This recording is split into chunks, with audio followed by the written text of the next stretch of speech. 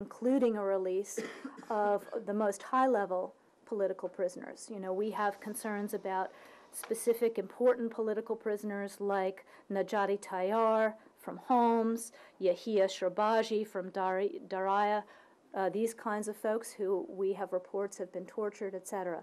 So our concern is that the Arab League monitors, although they are providing some ability for some demonstrators to express their views in some places, they have not led to the full implementation of the commitments that the Assad regime took on, and that the violence continues, that it continues very severely, people remain locked up, and that in some cases the regime is actually putting out its own false reports that monitors are on the way, demonstrators come into the streets, and then they fire on them. So we have serious concerns. Yeah, quick follow-up, just a quick follow-up. The head of Arab parliamentarians, he called the Arab monitoring regime a sham, ineffective, it has failed, and he called on the Syrian situation to be presented at the Security Council. Do you agree with him? Well, the Arab League itself, its monitors have not yet issued their own report. They consider that the mission is still going. I would note, though, that there is sufficient concern within the Arab League about how the mission is going, that they've called their own ministerial meeting for this Saturday to take stock. So we obviously will await that meeting. We support their efforts to ensure that this mission is credible, is effective if it's going to continue to go forward. And we are in close touch with them. You should know that the Secretary has dispatched Assistant Secretary Jeff Feltman. He's on his way to Cairo, I think it's this evening, so that he can consult with the Arab League as well on Syria and on other issues in advance of their meeting this weekend. Just a follow-up on that. You seem to place most of the blame on the Syrian regime. I'm curious whether you've placed any blame on the mission itself for not being able to be more present or be able to stop any of the violence. There's been some criticism from some of your allies and from certain quarters of the job they're doing. Well, obviously they have, you know, they are trying to get into different parts of Syria. They have been blocked in places. It's a question of whether their numbers are sufficient, whether they've had all of their demands and requirements met, including their demands to see some of these political prisoners, which we also understand have been denied. So again, we're not going to pass judgment on the Arab League mission in advance of the Arab League itself meeting and taking stock. We would simply note that the Assad regime is far from meeting the standards that it agreed to in these other categories, and that the violence continues, and most of the violence is at the hands of the regime. What else is the U.S. government doing in this interim period? We're now talking another 5 days before another meeting. In the meantime, Ambassador Ford has posted another commentary on the embassy's Facebook page. What else is he doing? What else are staff inside Damascus doing to try to help those who are trying to deal with the Assad government? Well, obviously our embassy and Ambassador Ford continue to meet with and talk to a broad cross-section of members of the opposition, trying to help them to take maximum advantage of those monitors where they are. We see the opposition trying to do that. We're also continuing our message to the opposition that they need to come forward with a unified platform of transition to help their countrymen see that there's a better future after the Assad regime, and to help galvanize their movement. We're also continuing to work with allies and partners around the world about tightening their own sanctions on this regime, and about what comes next if, in fact, the conclusion is that despite the best efforts of the monitors so far, the violence is not ending. Is Ambassador Ford still encountering limits on his travel, on his ability to meet with people? Well, my understanding is that all of his requests to travel outside the city have been denied. I don't know if he's even trying anymore, given the pattern that the Syrian government has put forward, but I can get you some more information about that. And obviously we have concerns about surveillance of his contacts, etc. the last time all his requests were turned down, he just went out anyway. He's saying he's not gonna do that now, the situation is not. I'm not going to speak to what his future plans may or may not be. I think, you know, the main issue here is continuing to be able to talk to the Is he able to opposition. meet within the city with opposition figures? He is able to have meetings. He's able to work with folks through other mediums, on the phone, through new media, et cetera. as he sees. The French foreign minister earlier today called for a reassessment of the role of the Arab League mission of monitors. Would you agree with such a move? Well, again, the Arab League itself is going to take stock on Saturday. We are consulting with the Arab League, sending Assistant Secretary Feltman to talk to them. So I think we want to get their assessment face-to-face, in person, and have them assess the mission themselves when they get together on Saturday. Are you saying that Feldman's going there specifically to talk to them ahead of this meeting? Because my Yes. understanding, he was planning to go last week. His main focus now is to talk to them about Now, this. so why was he originally going there? Well, he Before, had- before the weekend, before this meeting for Saturday got called, he was gonna go. Well, he was going to go to Egypt anyway, Right. to do some Is he going someplace? bilateral work in Egypt, and he had always planned to have meetings on Syria with the Arab League. It takes Okay. on a particular saliency now that he will be No, I there this understand, week. but I mean, it wasn't that the secretary saw what was happening and said all of a sudden, Jeff, go to Egypt. I mean, he was going already. He was going So- anyway for a bilateral visit. However, she has instructed him to take Is stock he with going them. anywhere else? I believe he's going to Riyadh as well. I think we put out a notice on that a couple days ago. There was this controversy over the map at the U.S. State Department website. Are we finished with Syria? Quick follow-up on Syria. The Syrian opposition accuses the head of the monitors, Mohammed al-Dabbi, a Sudanese, of some terrible crimes in Darfur and so on. Are you satisfied that he is someone that can credibly lead this team of monitoring?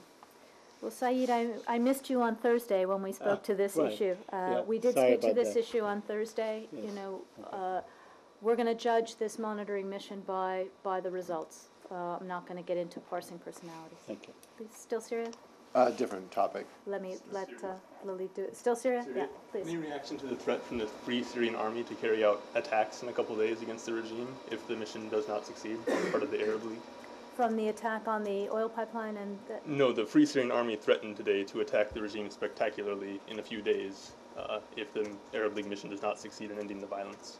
well, our consistent view throughout this has been the view shared by the vast majority of Syrians in opposition, which is that further militarization of Syria, further violence in Syria is not the answer, is not the right move for the Syrian people, that the opposition is far stronger when it exercises its right to peaceful protests and makes its views clear, taking the moral authority of not resorting to the same tactics that the regime has used. That's exactly what the regime wants, is to make Syria more violent and have an excuse to retaliate itself.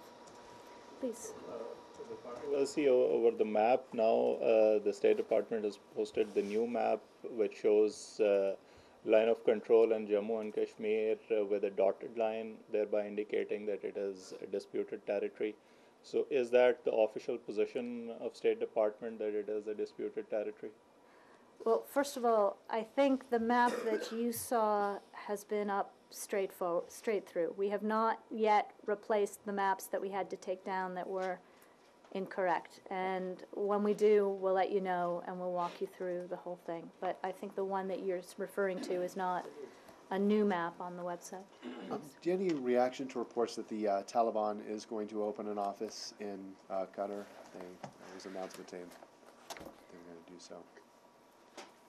Well, let me start by saying that as we've said all along, we are prepared to support an Afghan-led process of reconciliation.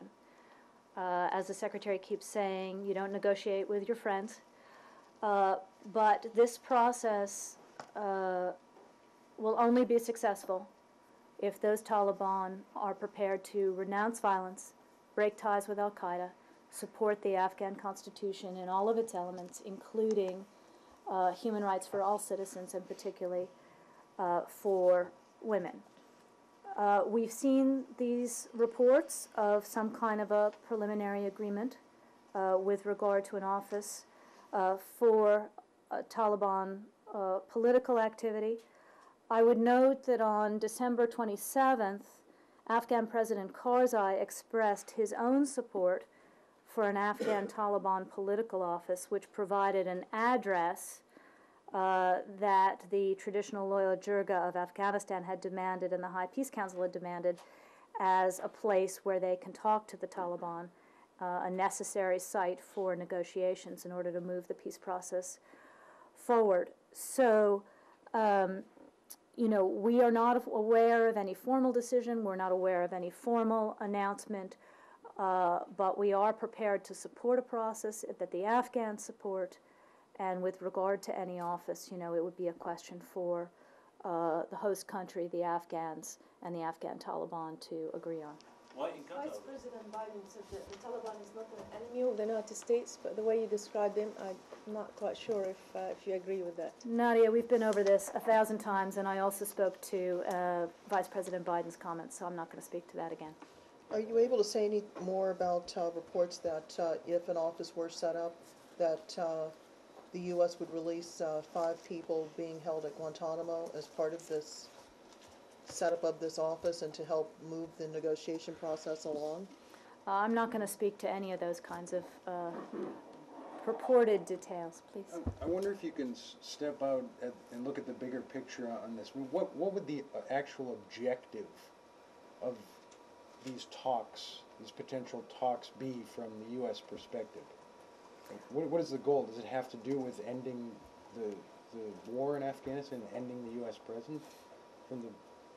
Well, in the most macro sense, the question is whether you have a combatant suing for peace, whether you're ready for negotiations to end a protracted conflict.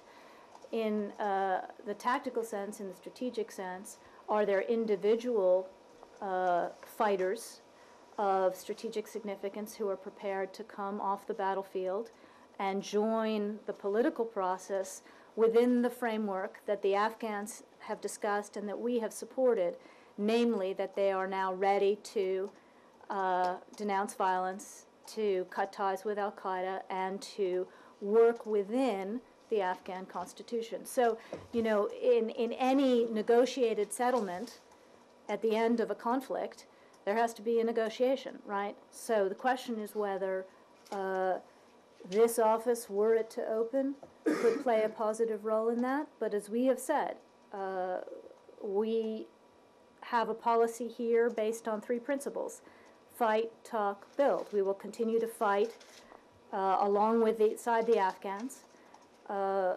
Those enemies of the Afghan government and people who have taken up arms and are not prepared to renounce violence, at the same time that we are open to supporting talks led by the Afghans toward an ending of the conflict, towards reconciliation of individuals or the group as a whole.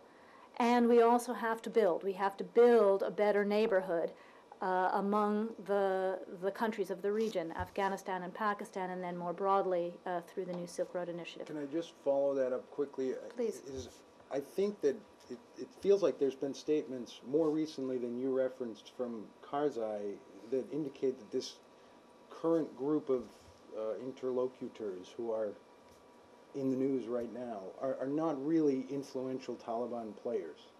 Is that Again, I'm view not shared by the State Department, or is there a sense that there's this illegitimacy to the whole thing that's breaking right now? Again, I'm not prepared to speak one way or the other to individuals whose names have been in the news one way or the other.